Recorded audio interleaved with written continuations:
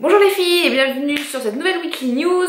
Je vous retrouve du coup avec plein de nouveaux sujets, du menu pour Noël, des looks, et des lards, j'ai plein de trucs. Alors littérature, aujourd'hui je suis hyper contente de vous présenter un nouveau bouquin. Et oui je sais je lis pas beaucoup, enfin je lis beaucoup mais pas très vite. Donc, petit bijou. Est-ce qu'on lit? Je sais même pas si on lit à l'envers. Bon. Alors, Bug Jargal de Victor Hugo, son premier roman qu'il a écrit sur la révolution des esclaves en 1791 à Saint-Domingue. Donc voilà, superbe bouquin. C'est le premier bouquin qu'il a écrit quand il avait de mémoire 17 ans sur cette fameuse révolution. C'est un bouquin qui n'est pas aussi engagé que ce qu'on peut connaître de son travail, même si c'est du coup le prémisse en fait de son activisme entre guillemets sur toutes les causes sociales qu'on peut lui connaître. Donc voilà, super bouquin. L'histoire c'est quoi? C'est du coup un jeune qui est le neveu d'un grand propriétaire terrien là-bas. Et bien sûr ils ont chaque propriétaire ont plein d'esclaves qui les traitent comme de la merde, comme on peut le savoir. Et en fait du coup ce jeune au final par diverses actions se retrouve frère de sang on va dire avec un de ses esclaves qui n'est autre qu'un prince venant d'Afrique. Donc sublime, voilà, sublime bouquin.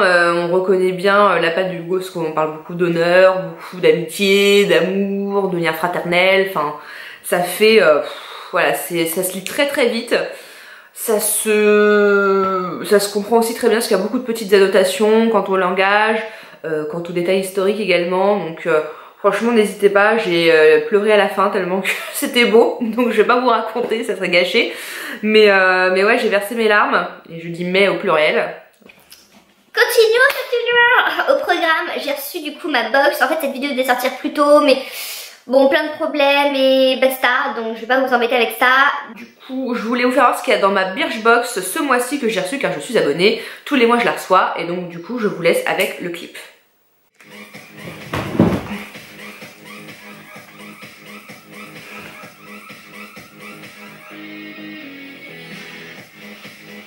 Du coup j'en profite pour vous faire part de ce qu'il y a dedans. Format un petit peu différent ce mois-ci. Donc cartonné comme d'habitude. Et en fait je sais pas si vous les connaissez un petit peu, les Birchbox. Ce sont tous les mois vous avez une petite boîte différente en général, du coup avec un couvercle qui s'ouvre carrément. Et là du coup c'est c'est trop beau. Bon, on va aller directement en détail à ce qu'il y a dans ce pochon.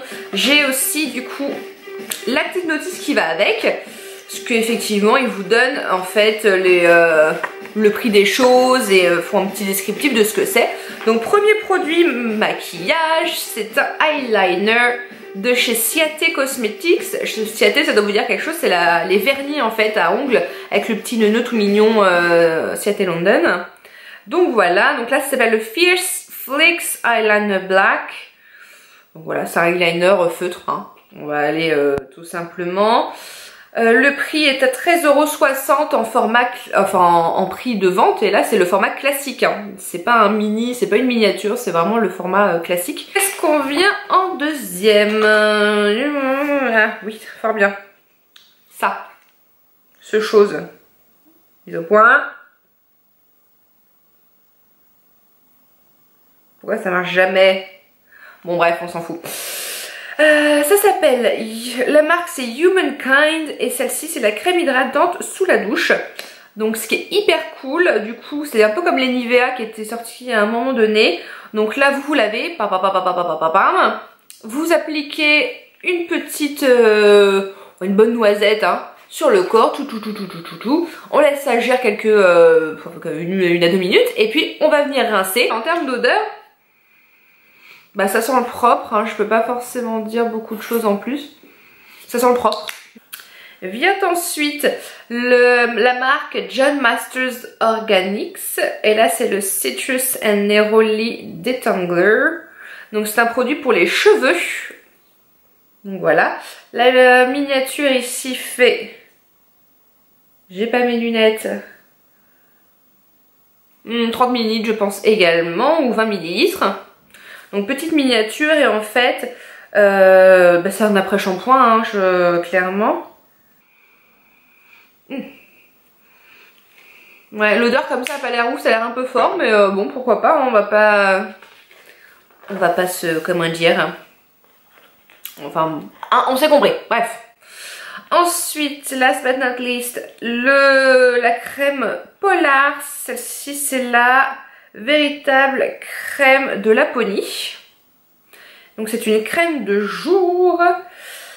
Ça, la miniature est de... C'est toujours pareil, je peux pas vous dire, bref c'est une miniature. Il n'y a pas si petite que ça, enfin par rapport à mon visage, voilà, ça reste une miniature, c'est pas un échantillon quoi, c'est une miniature.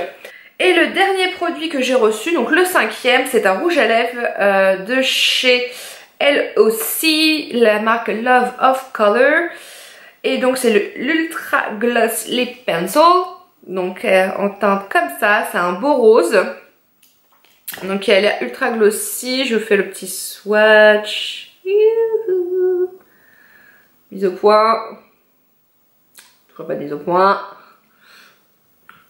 Donc jolie couleur, plutôt crémeux à l'application, donc hâte de voir ce que ça donne porté. On passe à notre catégorie food. Du coup, le chef Elodie vous a préparé un menu de fête. Je vous laisse le découvrir avec elle. Bienvenue dans ma cuisine. Du coup, petit point food, c'est les fêtes, c'est trop cool, je suis contente.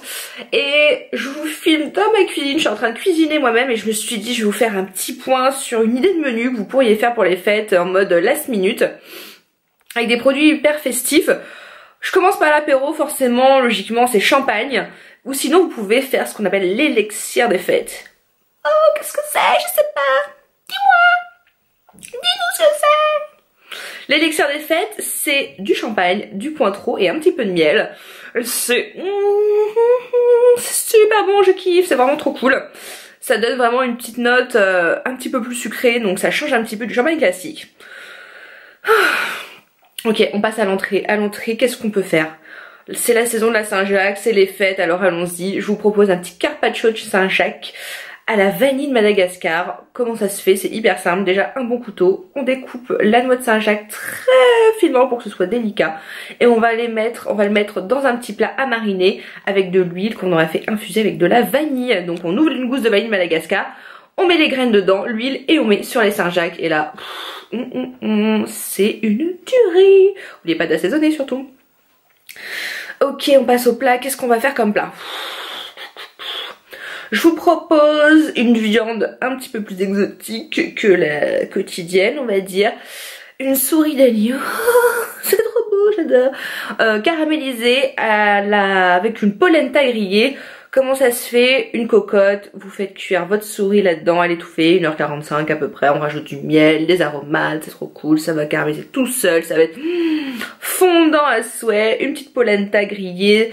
Comment la faire griller? Vous faites cuire votre polenta, vous la mettez dans un plat, pas trop mais assez large, vous la mettez au frais, elle va durcir. Une fois que c'est fait, vous allez la découper en cubes ou en tranches ou en ce que vous voulez avec un emporte-pièce ou un couteau, bref, vous vous débrouillez. Un petit peu d'huile d'olive dans une poêle bien chaud et puis on va faire revenir les cubes ou les morceaux de polenta que vous avez découpés. Et voilà, dans une assiette on va juste dresser et ça sera au top. Le petit jus qui sera dans la cocotte, on va venir le servir sur la souris d'agneau et puis roule ma poule. C'est pas un petit peu usagé roule ma poule comme expression? Pour le dessert, une fois que vous aurez fait tout ça, vous aurez peut-être plus le temps de cuisiner un super bon dessert. Donc qu'est-ce qu'on peut faire? Je vous propose une idée qui n'est pas forcément mon idée, mais qui fleurit beaucoup et je l'ai pas mal fait, un bar à mignardise. Comment faire un bar à mignardise? Vous achetez soit tout fait, chez Picard par exemple, des mini éclairs, des mini macarons, plein de mini choses que vous allez disposer sur un petit porte-dessert à 3 étages. Et pour que ce soit tout joli mignon, vous proposez après à vos hôtes du thé, du café ou pourquoi pas du vin chaud, du chocolat chaud ou quoi que ce soit. Et chacun avec sa boisson chaude va pouvoir venir déguster ces petites mignardises et tout le monde va être fort content. Beauté, c'est la catégorie beauté. Beauté, donc on part en beauté, du coup c'est les fêtes, On a envie de paillettes, même si personnellement j'ai envie de paillettes genre tout le temps. Mais on va se calmer. Je vous ai préparé un look, un smoky vert, parce que le vert c'est sapin, c'est les décorations, enfin bref. Donc un petit smoky vert. Donc je vous mets directement la photo que vous pouvez voir là.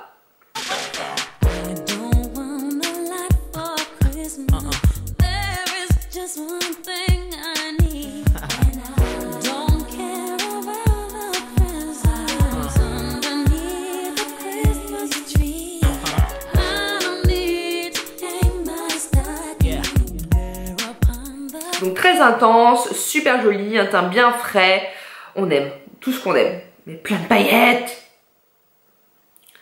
Autre chose également, bien sûr, la manicure. Je me suis dit, on fait le smoky vert sur les yeux, allons dans le cliché à fond et faisons une manicure à paillettes rouges. Je vous laisse avec la photo.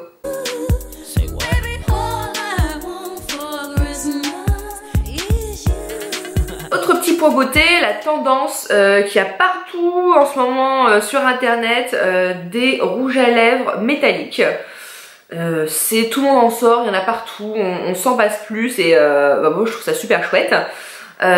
Effectivement, j'avais posté une photo sur Instagram du designer blue que j'ai acheté de chez MAC, qui est donc un bleu mais métallique, qui est super beau. Aujourd'hui toutes les marques en font très clairement, donc je vais vous mettre plusieurs petites photos, voilà, histoire de vous rendre compte. Après il faut oser le porter quoi, c'est vrai que ça serait plus adapté aux soirées. Personnellement je pourrais le porter en pleine journée, ça me dérangerait pas. Donc après à vous de voir, mais pour le coup le métallique c'est hyper tendance, on kiffe, ça change.